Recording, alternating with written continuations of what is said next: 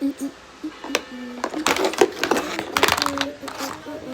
mga kampan mula sa kampanaryo nito. Tsak, nakakalimutan ang lahat. Para itong aanyaya sa mga magsisimba. At sa bawat pagtunog nito, may kasaysayan at tradisyong bumubuhay sa buong distrito.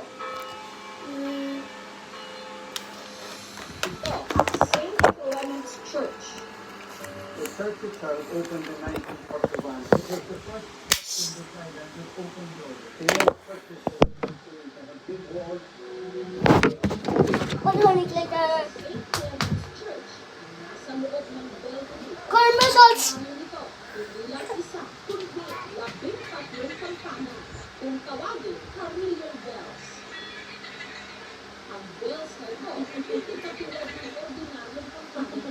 Isang tunog lang. Lato chocolate. Reset o binubuo. Bawat isa sa mga ito, may sariling Ba- pitch o musical tone. Kaya kapag natunog sila, maaaring makagawa ng kanta o melody.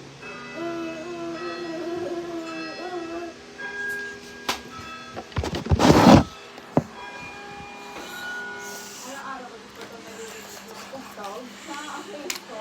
Ang carillioner, tawag sa nagtatapuno sa carillon. Na siya ring organist ng simbahan, si Jian Jian. Hindi katulad sa ibang carillon bells na electronic na. At sa St. Clement's, mano-mano mga pinapalo si Jian Jian. Galit mo, girl.